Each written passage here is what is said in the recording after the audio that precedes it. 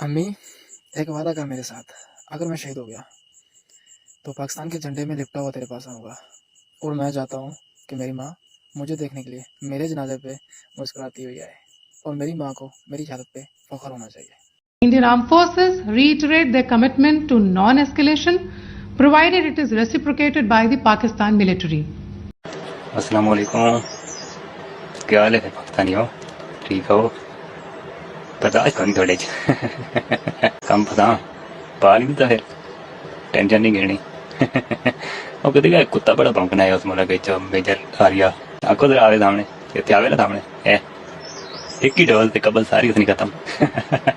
भारतीय सशस्त्र बल दोहराते हैं कि वे तनाव वृद्धि नहीं चाहते, बशर्ते पाकिस्तान भी ऐसा ही व्यवहार करे। थोड़ा टाइम दो, अगले पिछले बदले पूरे पूरे तुम आगे गिनता।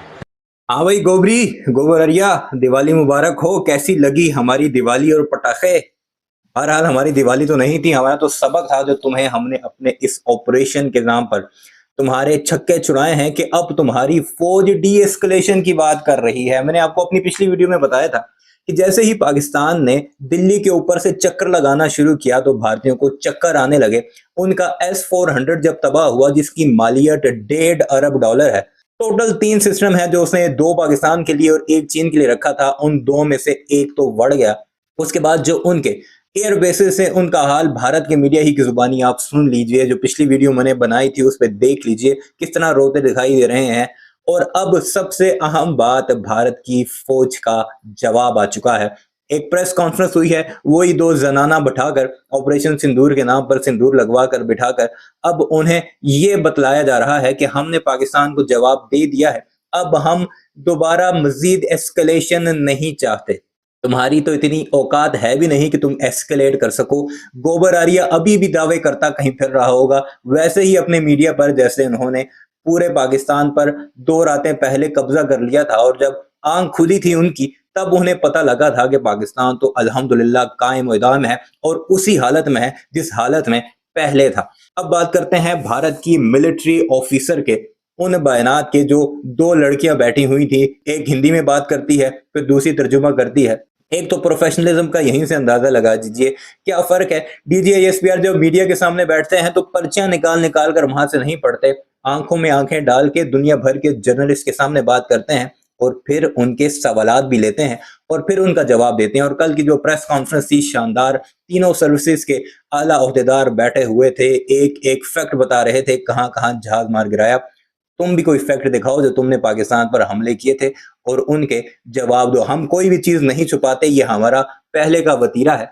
और सबसे अहम बात ये कि अब आपको दिखाएंगे कि किस तरह भारतीय अब कह रहे हैं हम डी एस्केलेट करना चाहते हैं, मजीद इस लड़ाई को नहीं बढ़ाना चाहते, तुम्हारी औकात ही नहीं है लड़ाई को बढ़ाने की। अब पहले ये हमारे जवान, हमारे इन 2 जवानों के जज्बे देखे जो बॉर्डर पर जा रहे हैं, और ये वो फर्क है जो पाकिस्तान और भारत के दरमियान है। हमारी पाकिस्तान एयरफोर्स को सलाम, जिसने 3 अपने जहाज भेजे 3 पायलटों में, जिसमें एक हमारा मसीही भाई था जिसने जाकर भारत को बताया कि हम लोग सारे यहाँ पर एकजुट होकर रहते हैं। तुम्हारी तरह कम्युनल मुद्दों पर ना तो हमारा मीडिया बोलता है और ना ही हमारी सियासी जमातें चलती हैं। सबसे अहम इन 2 शेर जवानों की वीडियोस देखें जो महाज पर जब पहुंचे तो इन्होंने अपनी माओ के लिए क्या जवाब दिया।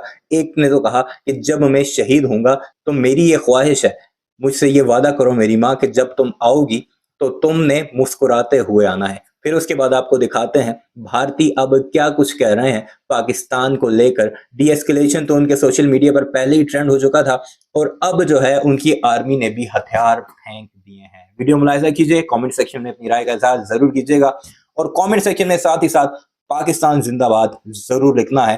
फ़ौज पाकिस्तान पाइंदाबाद। अम्मी, एक वादा कर मेरे साथ। अगर मैं शहीद हो गया तो पाकिस्तान के झंडे में लिपटा हुआ तेरे पास आऊँगा और मैं चाहता हूँ कि मेरी माँ मुझे देखने के लिए मेरे जनाजे पे मुस्कुराती हुई आए और मेरी माँ को मेरी शहादत पे फख्र होना चाहिए। अस्सलाम वालेकुम। क्या हाल है पाकिस्तानी हो? ठीक हो?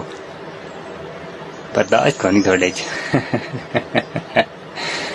थोड़ा हौसला रखा करो, एतमाद रखो साढ़े पे कम फसा पा नहीं तो फिर टेंशन नहीं घेनी ਉਹ ਕਹੇਗਾ ਕੁੱਤਾ ਬੜਾ ਭੌਂਕਣਾ ਹੈ ਉਸ ਮੁਲਕ ਵਿੱਚ ਮੇਜਰ ਆਰੀਆ ਆਖੋ ਜ਼ਰਾ ਆਵੇ ਸਾਹਮਣੇ ਇੱਥੇ ਆਵੇ ਨਾ ਸਾਹਮਣੇ ਇੱਕ ਹੀ ਢੋਲ ਤੇ ਕਬਲ ਸਾਰੀ ਉਸਨੀ खत्म कुछ रह करो बाद में परेशान न तय करो थोड़ा टाइम दो अगले पिछले बदले पूरे तुन आगे गिनता Indian Armed Forces reiterate their commitment to non-escalation, provided it is reciprocated by the Pakistan military. पहुंचाई। मैं ये भी बताना चाहती हूँ कि पाकिस्तान ने हाई स्पीड मिसाइल सुबह 1:40 पर इस्तेमाल करके पंजाब के एयरबेस स्टेशन को दागने की कोशिश की। एक निंदनीय और अनप्रोफेशनल एक्ट के तहत पाकिस्तान ने श्रीनगर, अवंतीपुर और उधमपुर के वायु सेना अड्डों पर चिकित्सा केंद्र और स्कूल परिसर को निशाना भी बनाया, जिससे उसके द्वारा सिविल इंफ्रास्ट्रक्चर पर हमला करने की गैर जिम्मेदाराना प्रवृत्ति फिर उजागर हुई। सेना ने प्रभावी व तुलनात्मक प्रत्युत्तर देते हुए पाक सेना को काफी क्षति पहुंचाई।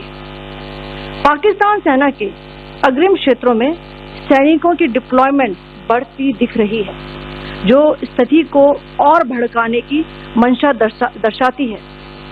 भारतीय सशस्त्र बल पूर्ण परिचालन तत्परता की स्थिति में है। अभी तक सभी शत्रुतापूर्ण कार्रवाइयों का प्रभावी ढंग से सामना कर उपयुक्त जवाब दिया गया है। भारतीय सशस्त्र बल दोहराते हैं कि वे तनाव वृद्धि नहीं चाहते, बशर्ते पाकिस्तान भी ऐसा ही व्यवहार करे। लेकिन एमके सिंह सर, ये कहा जा रहा था कि पाकिस्तान बिल्कुल आखिर में ये इस्तेमाल करेगा और पाकिस्तान तो शुरू में ही इस्तेमाल कर रहा है। देखिए, इनके पास जैसे मैंने पहले भी बताया कि वह और भी बहुत सारे मिसाइलों का जखीरा है और इससे भी ज्यादा कारगर मिसाइल है, लेकिन ये केवल बताना चाहता है, ये केवल सांकेतिक एक वो बात है कि इसने एक मिसाइल फायर किया और 400 किलोमीटर। क्या इसका मकसद कहीं ना कहीं भारत का जो एयर डिफेंस सिस्टम है उसकी थाह लेना था? Air defense system, that the robust air defense system that India has, and this is something that was expected. In Pakistan has one more explosion right now, Kitty. We've just heard one more big explosion. I think a third drone, fourth explosion. 4 explosions right now in Srinagar.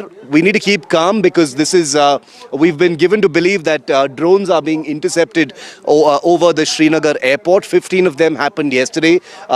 4 more have just been heard, 2 earlier when we were talking and 2 more just now. So it looks like there is a drone attack that is underway as we report live from here in Srinagar. Don't want to cause panic, but there was a siren yesterday. It's been a full blackout.